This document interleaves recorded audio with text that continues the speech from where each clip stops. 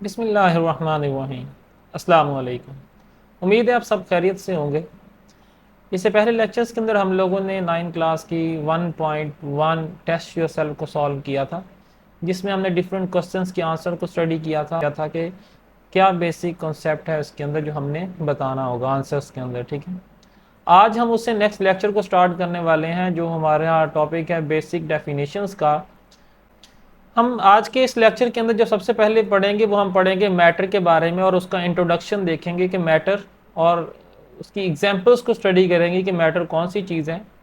उसके बाद हम पढ़ेंगे कि सब्सटेंस कौन सी चीज़ है और मिक्सचर क्या है, अगर इनका डिफरेंस आ जाए तो उसके आंसर में क्या लिखा जाए।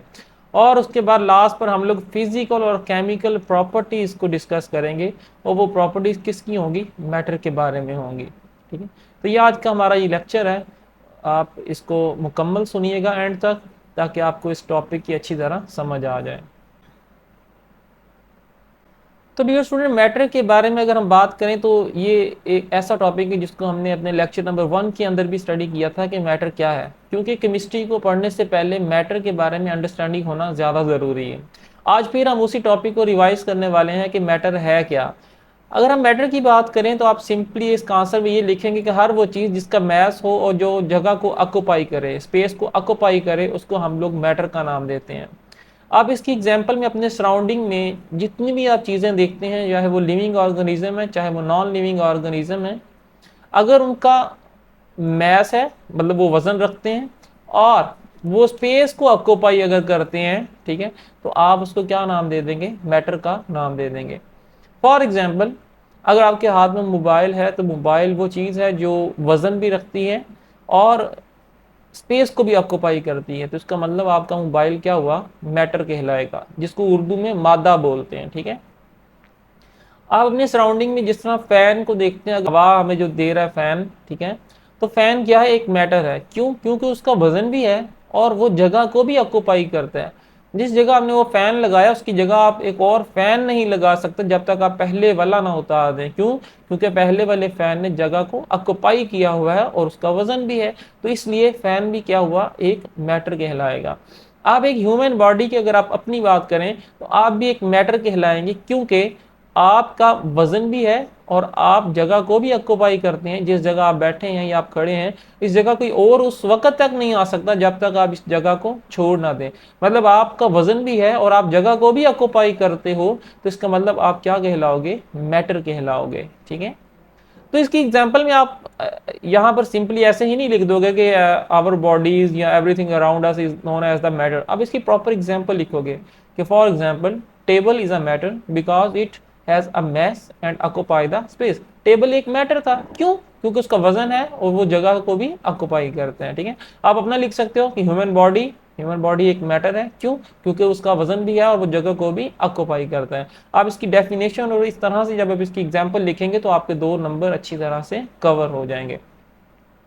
अगर हम बात करें मैटर के अंदर तो हम इसकी 3 फिजिकल स्टेट्स को देखते हैं, जिसमें सॉलिड, लिक्विड और गैस है। ठीक है, अब आप सोचेंगे कि हमें सॉलिड की तो समझ आती है कि सॉलिड जगह को भी ऑक्युपाई करता है और वजन भी होता है सॉलिड मटेरियल का, तो चलें वो एक मैटर था। लिक्विड की भी समझ आती है कि जगह को ऑक्युपाई करता है, मतलब अगर आपके पास बॉटल है और वो 1 लीटर उसकी कैपेसिटी है, तो आप उसमें 1 लीटर से ज़्यादा पानी नहीं ऐड कर सकते। इसका मतलब आप वो जो वाटर उसके अंदर ऐड कर रहे हो वो जगह को ऑक्युपाई कर रहे हैं, आप उसमें अनलिमिटेड चीज़ें नहीं ऐड कर सकते। और उस पानी का वजन भी है, तो वो पानी लिक्विड फॉर्म में है और वो भी क्या कहलाया, मैटर कहलाया।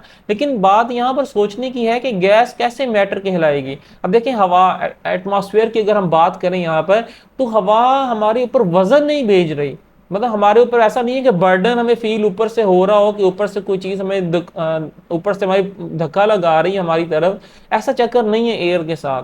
ना ही ऐसा हुआ कि मैं अपना हाथ यहाँ पर रखा हुआ है और मैं इसको मूव करता हूँ तो शायद मेरे हाथ जो है वो किसी ने ब्लॉक किया हो। मतलब एयर मॉलिक्यूल्स ने ऐसा भी नहीं किया कि इस हाथ को रोका हो आगे जाने से।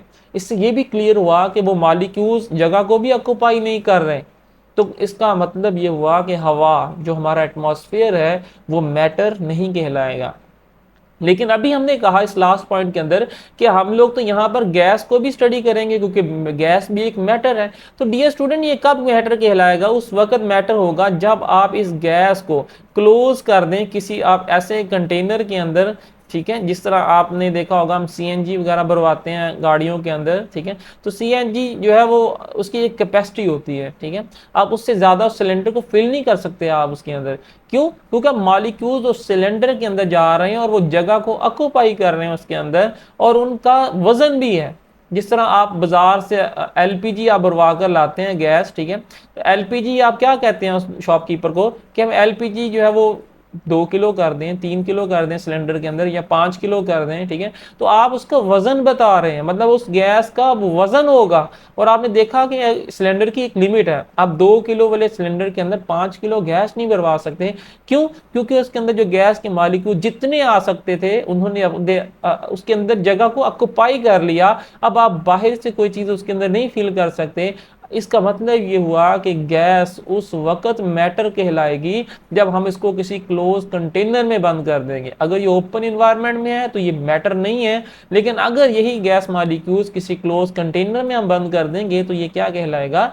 मैटर कहलाएगा, ठीक है। तो बहुत ज्यादा सिंपल सा ये हमारा कंसेप्ट था मैटर के बारे में। उम्मीद है आपको समझ आ गई होगी। उसके बाद नेक्स्ट आता है जो हमने टॉपिक पढ़ना है, वो है सब्सटेंस और मिक्सचर का, ठीक है।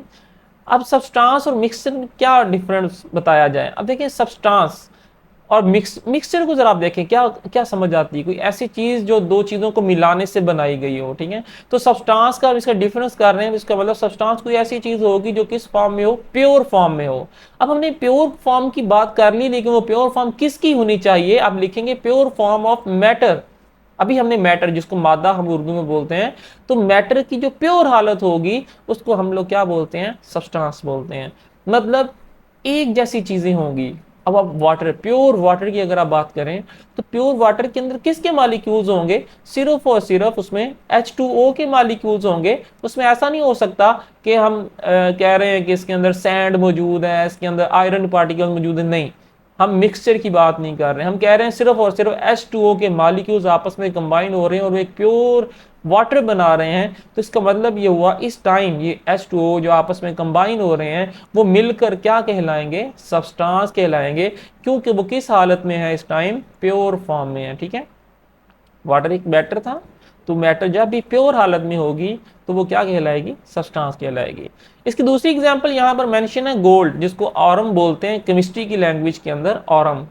अब प्योर गोल्ड की अगर बात करें तो गोल्ड जो है वो आपस में जब एटम्स उसके कंबाइन हो रहे हैं तो वो एक गोल्ड बना रहे हैं, ठीक है, प्योर गोल्ड बना रहे हैं।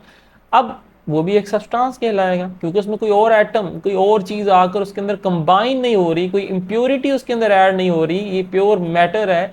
तो इस वक्त ये क्या कहलाएगा? गोल्ड सब्सटेंस कहलाएगा। अब यहाँ पर आपने ये बताना है कि जो हर सब्सटेंस होगा उसकी कंपोजिशन फिक्स होगी और उसकी स्पेसिफिक प्रॉपर्टीज होंगी। जैसे अभी हमने यहाँ पर वाटर को डिस्कस किया, तो वाटर की स्पेसिफिक प्रॉपर्टीज है, उसका स्पेसिफिक मेल्टिंग और बॉइलिंग पॉइंट है, ठीक है। तो हर सब्सटेंस की एक फिक्स्ड और एक शार्प उसकी करेक्टरिस्टिक्स होती हैं, उसकी प्रॉपर्टीज होती हैं। फॉर एग्जाम्पल अगर आप वाटर की बात करें तो उसका एक बॉइलिंग पॉइंट फिक्स्ड है और वो 100 डिग्री सेंटीग्रेड है, ठीक है।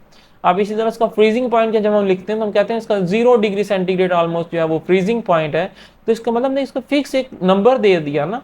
लेकिन जब हम मिक्सचर की बात करेंगे ना तो मिक्सचर के अंदर चीजें फिक्स नहीं आती, उनकी रेंज आ जाती है, क्योंकि हर एक की अलग-अलग प्रॉपर्टीज होती हैं। दो चीजें आपस में ऐड हो रही हैं, कोई नई चीज नहीं बन रही, दोनों की अपनी अपनी कंपोजिशन है। तो वो चीज क्या कहलाएगी? मिक्सचर कहलाएगी, ठीक है।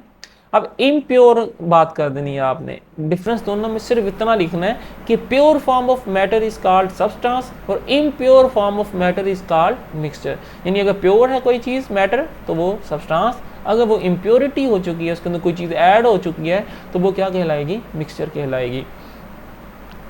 इसकी एग्जाम्पल में आप यूँ लिख सकते हैं साल्ट वाटर, जैसे मैंने भी यहाँ पर प्योर वाटर की बात की थी, लेकिन अगर हम इसके अंदर साल्ट को ऐड कर दें तो अब वो चीज़ क्या बन जाएगी, मिक्सचर बन जाएगी, ठीक है, क्योंकि उसमें अब प्योर चीज़ें नहीं आ रही, एक ही मैटर नहीं आ रहा बल्कि दो डिफरेंट मैटर आ रहे हैं। कौन से दो डिफरेंट आ गए हैं, एक उसमें आ गया है डिज़ोल्व सॉल्ट, जो यूजुअली हम लोग सोडियम क्लोराइड ले लेते हैं, और दूसरे नंबर पर उसमें क्या चीज़, कौन सा मैटर आ गया है, वाटर। तब दो डिफरेंट मैटर्स आपस में कंबाइन हो रहे हैं और फिर वो क्या कहलाएंगे, मिक्सचर कहलाएंगे। तो डियर स्टूडेंट्स, आपका जो मिक्सचर है वो होमोजीनियस भी हो सकता है और हेट्रोजीनियस भी हो सकता है। अब होमोजीनियस और हेट्रोजीनियस का मतलब क्या है? होमो का मतलब होता है सेम। अगर हम हेट्रोजीनियस की बात करें तो जो लफ्ज़ हेट्रो होता है इसका मतलब होता है डिफरेंट, ठीक है, मैं शॉर्ट में लिख रहा हूँ DIFF, ठीक है। हेट्रो का मतलब क्या होगा, डिफरेंट, और होमो मतलब सेम। तो डियर स्टूडेंट, आप यहाँ पर जो मिक्सचर होंगे वो ऐसे भी हो सकते हैं जिनको होमोजीनियस बोलते हैं, और कुछ ऐसे होंगे जिनको हेट्रोजीनियस बोलते हैं। अब इनका मतलब क्या है, होमोजीनियस कौन से होंगे और हेट्रोजीनियस कौन से होंगे? होमो का मतलब था सेम, मतलब कोई ऐसा मिक्सचर होगा जिसकी यूनिफॉर्म कंपोजिशन हो, दो चीज़ें मिलाई लेकिन वो यूनिफॉर्मली मिक्स हो गई, तो ऐसा मिक्सचर क्या कहलाएगा, होमोजीनियस मिक्सचर कहलाएगा, ठीक है। आप इसकी एग्जांपल में यूँ कह सकते हैं कि अगर हम लोग इंक जो लिक्विड फॉर्म में है, अब उसको हम पानी में मिला दें तो वो कैसा सोल्यूशन बना देगा, होमोजीनियस मिक्सचर बना देगा, यूनिफॉर्मली मिक्स हो जाएगी इंक उसके अंदर। ऐसा तो नहीं होगा कि उसके अंदर में नज़र आ रही हो कि ये लहदा देखें जो है वो मिक्सचर जो है वो जा रहा है, वाटर लहदा जा रही है, इंक लहदा जा रही है, ऐसा नहीं होगा, वो यूनिफॉर्मली मिक्स हो जाएगी। तो ये वाला सोल्यूशन कौन सा हो जाएगा, होमोजीनियस हो जाएगा, ठीक है। अब चाक जो आप पहले वाइट बोर्ड्स के ऊपर, ब्लैक बोर्ड्स के ऊपर जब हम लिखते थे चाक के साथ, अगर आप चाक को पानी में मिला देंगे तो वो भी उसके अंदर डिज़ोल्व नहीं होगा, वो भी कौन सा सोल्यूशन बनाएगा, हेट्रोजीनियस मिक्सचर बना देगा, ठीक है। इसकी हम डिटेल इंशाल्लाह आइंदा लेक्चर्स के अंदर पढ़ेंगे। फिलहाल आप इसका बेसिक जो है वो कॉन्सेप्ट अपने माइंड में रखें। डी स्टूडेंट्स, के बाद आती है हमारी फिजिकल प्रॉपर्टीज़। फिजिकल प्रॉपर्टीज़ से क्या मुराद है, ऐसी प्रॉपर्टीज़ जो लिंक होती हैं फिजिकल स्टेट ऑफ सब्सटेंस के साथ। अब देखिए सब्सटेंस की उसने डायरेक्ट बात कर दी, आपको पता होना चाहिए कि अब सब्सटेंस क्या है। तो फिजिकल स्टेट जो है उसके साथ लिंक करने वाली जितनी भी प्रॉपर्टीज़ होंगी वो क्या कहलाएंगी, फिजिकल प्रॉपर्टीज़ कहलाएंगी। अब इसकी एग्जांपल में हम लोग पहले भी काफ़ी लेक्चर्स के अंदर पढ़ चुके हैं कि अगर आप बात करें वाटर की, अब वाटर की फ़िज़िकल प्रॉपर्टीज़ आप कौन सी बता सकते हैं, उसका मेल्टिंग पॉइंट बता सकते हैं, आप उसका बॉइलिंग पॉइंट बता सकते हैं, ये तमाम चीज़ें उसकी फ़िज़िकल प्रॉपर्टीज़ के साथ लिंक करती हैं। आप उसका कलर बता सकते हैं, अब ये बता सकते हैं कि वो इलेक्ट्रिकल कंडक्टिविटी शो करता है या नहीं करता, ये भी उसकी फिजिकल प्रॉपर्टी में आ जाएगा। वो किस हालत में है इस टाइम, क्या वो सॉलिड फॉर्म में है, क्या वो लिक्विड में है, या वो गैस की फॉर्म में है, अब ये चीज़ भी क्या कहलाएगी, उसकी फिजिकल अपीयरेंस कहलाएगी ना। आप उसकी फिजिकल अपीयरेंस बता रहे हो कि वाटर लिक्विड फॉर्म में है या गैस की फॉर्म में है, ठीक है। तो ये चीज़ें क्या कहलाती हैं, वो तमाम इस तरह की जो प्रॉपर्टीज़ होंगी उनको हम लोग क्या नाम देंगे, फिजिकल प्रॉपर्टीज़ का नाम देंगे। डिफरेंट चीज़ें ये कवर करता है, उसका कलर बता सकते हैं, स्मेल, उसका टेस्ट, हार्डनेस, उसकी क्रिस्टल की शेप कैसे होगी, ठीक है। आप चैप्टर नंबर 4 में जब आप जाएंगे तो वहाँ पर आप सोडियम क्लोराइड की एक शेप पढ़ेंगे, ठीक है, उसका क्रिस्टल जो स्ट्रक्चर होगा आप उसको पढ़ेंगे तो आपको आइडिया हो जाएगा कि अच्छा इस तरह हम शेप्स के बारे में भी स्टडी करते हैं। तो वो भी आप जब बता रहे होंगे किस में आ जाएगी, वो बात भी आपकी फिजिकल प्रॉपर्टी में आ जाएगी। आप सॉलिबिलिटी का बता सकते हैं, देखें वाटर जो है वो सॉलिबिलिटी शो करता है, एक पोलर सॉल्वेंट है, कौन कौन सी चीज़ें ऐड कर सकता है, तो ये भी उसकी फिजिकल प्रॉपर्टी है। उसके आप मेल्टिंग एंड बॉइलिंग पॉइंट बता सकते हैं। तो ये तमाम चीज़ें इसकी फिजिकल प्रॉपर्टीज़ के अंदर कवर हो जाएंगी। उसके बाद नेक्स्ट आती है बारी एग्जाम्पल्स की। आप एग्जाम्पल के अंदर बता सकते हैं कि जो आइस मेल्ट हो रही है किस फॉर्म में आ रही है, वाटर, मतलब लिक्विड फॉर्म में। यहाँ पर जो आइस की उसने बात की है इसका मतलब वाटर यहाँ पर किस फॉर्म में था, सॉलिड फॉर्म में था, लेकिन वो कन्वर्ट हो गया किस फॉर्म में आ गया है, लिक्विड फॉर्म में आ गया है, ठीक है। लेकिन अगर हम उसको मज़ीद बॉयल करते हैं तो वो किस फॉर्म में आ जाएगा, स्टीम की फॉर्म में आ जाएगा, जिसका मतलब ये है कि हमने इसको कन्वर्ट कर दिया है गैस के फॉर्म के अंदर, ठीक है। तो यहाँ पर हम उसके फेजेस बता रहे हैं, फेजेस से मुराद हम उसकी फिजिकल अपीयरेंस बता रहे हैं, क्या वाटर लिक्विड फॉर्म में है, क्या वो गैस की फॉर्म में है, या फिर वो सॉलिड की फॉर्म में है। तो ये वाली जो हमने अभी प्रॉपर्टीज़ इस तरह से डिस्कस की, किसी भी मैटर की, हमने यहाँ वाटर की है, आप किसी भी मैटर की कर सकते हैं। आप कॉपर की बता सकते हैं, कॉपर एक अच्छा इलेक्ट्रिकल कंडक्टर है, उसमें से इलेक्ट्रिसिटी अच्छी पास होती है, ठीक है, वो एक मेटल है, ठीक है। आप ये तमाम जब आप इस कॉपर एक सॉलिड फॉर्म में होगा, अब इस तरह की जब प्रॉपर्टीज़ आप डिस्कस करेंगे तो ये प्रॉपर्टीज़ क्या कहलाएंगी, फिजिकल प्रॉपर्टीज़ कहलाएंगी। हमारा जो लास्ट टॉपिक है उसके अंदर आपने बताना है केमिकल प्रॉपर्टीज़ को, ठीक है। अब केमिकल प्रॉपर्टीज़ किस पर डिपेंड करती हैं, कंपोजिशन ऑफ अ सब्सटेंस के ऊपर, कि वो कुछ जो चीज़ हम अभी पढ़ने वाले हैं वो किस चीज़ से मिलकर बनी है, ठीक है। फिजिकल प्रॉपर्टीज़ लैदा से था, वो फिजिकल अपीयरेंस थी उसकी। अब जो केमिकल प्रॉपर्टीज़ हैं वो किस पर डिपेंड करती हैं, कंपोजिशन ऑफ आ सब्सटेंस के ऊपर डिपेंड करती हैं, कि वो चीज़ किन चीज़ों से मिलकर बनी है, उसी हिसाब से उसकी प्रॉपर्टीज़ आ जाएंगी, ठीक है। अब फॉर एग्जांपल अगर आप इसकी एग्जांपल के अंदर आप एक रिएक्शन हम डेली डिस्कस करते आते हैं अक्सर लेक्चर्स के अंदर, कि अगर आप वाटर का रिएक्शन करवाते हैं NaCl के साथ तो क्या बनता है, हाइड्रोक्लोरिक एसिड बन जाएगा, और दूसरी चीज़ जो बनेगी वो सोडियम हाइड्रोक्साइड है, ठीक है। अब यहाँ बताना क्या चाहते हैं, आपने ये बताना है यहाँ पर कि अगर हम वाटर की बात करें, जो वाटर का स्ट्रक्चर होता है उसमें हाइड्रोजन ऑक्सीजन से मिलता है और वो फर्दर आगे जाकर हाइड्रोजन से कंबाइन हो जाता है, तो ये एक वाटर का स्ट्रक्चर था, ठीक है।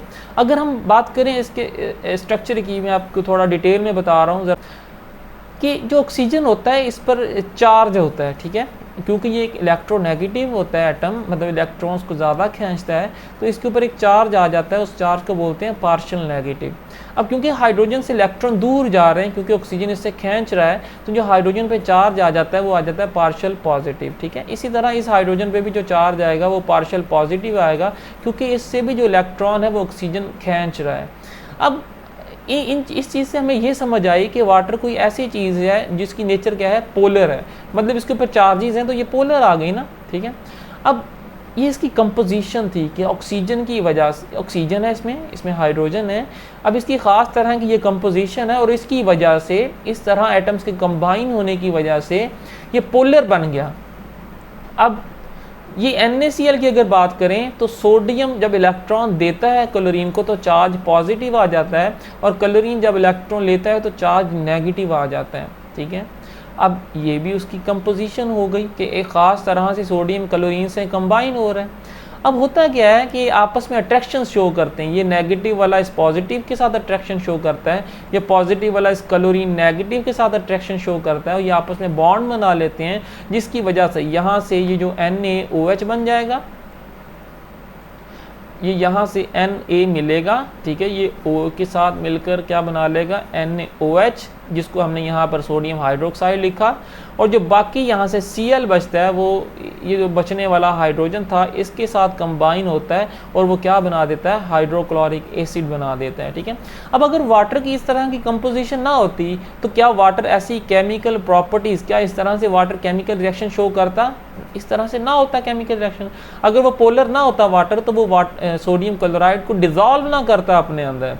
इसका मतलब ये हुआ, मैं आपको बताना यहाँ पर ये चाहता हूँ कि जो केमिकल प्रॉपर्टीज या जो केमिकल रिएक्शंस होंगे वो डिपेंड करते हैं कंपोजिशन ऑफ अ सब्सटेंस, जिस चीज़ का हम रिएक्शन करवा रहे हैं उसकी कंपोजिशन कैसी है, क्या वो आपस में रिएक्ट कर भी पाएंगी चीज़ें या नहीं कर पाएंगी, या अगर रिएक्शन करेंगी तो कैसा रिएक्शन करेंगी, उनकी स्पीड कैसे होगी, ये तमाम चीज़ें किसकी वजह से होती हैं, केमिकल प्रॉपर्टीज़ की वजह से होती हैं, ठीक है। अब chemical change result in the new substance, आपने देखा यहाँ पर केमिकल रिएक्शन हुआ इस वाटर का सोडियम क्लोराइड से, एक केमिकल चेंज आई, तो क्या अब दोबारा हमारे पास, अभी भी मैंने लिखा है कि यहाँ पर वाटर है और दूसरी चीज़ सोडियम क्लोराइड है, नहीं, मैंने लिखा कि कोई दो नई चीज़ें बन गई हैं। जब भी कोई केमिकल रिएक्शन होगा तो दो या दो से ज़्यादा डिफरेंट चीज़ें बन जाएंगी, कोई एक चीज़ भी बन सकती है, ज़्यादा भी बन सकती हैं, लेकिन बताने का मकसद ये है कि कोई नई प्रोडक्ट बन जाएगी। अभी मैंने जो लास्ट एग्जांपल डिस्कस की थी वाटर की, उसमें हमने कहा था कि हमारे पास H2O है, ज़रा ये देखिएगा गौर से, H2O किस फॉर्म में था, हमने कहा ये सॉलिड फॉर्म में है, ठीक है, यानी कि आइस की हमने बात की थी ना। अब हमने इसको हीट किया था तो किस में कन्वर्ट हो गया था, दोबारा से क्या था, वो H2O ही था। हमने ये तो नहीं कहा कि अब कोई नई चीज़ बन गई, लेकिन सिर्फ ये लिखा साथ कि वो लिक्विड फॉर्म में आ चुके हैं, ठीक है, जिसको हमने स्मॉल l से इंडिकेट किया। अब आपने देखा यहाँ पर क्या कोई नई चीज़ बनी, यहाँ पर भी H2O, यहाँ पर भी H2O, तो फिजिकल प्रॉपर्टीज़ के अंदर कोई चीज़ चेंज नहीं होती। बस उसकी हालत बदल जाती है। लेकिन केमिकल प्रॉपर्टीज़ में आपने देखा जब हमने रिएक्शन करवाया दो नई चीज़ें बन चुकी हैं, दोबारा हमने वाटर नहीं लिखा, दोबारा हमने सोडियम क्लोराइड को नहीं लिखा।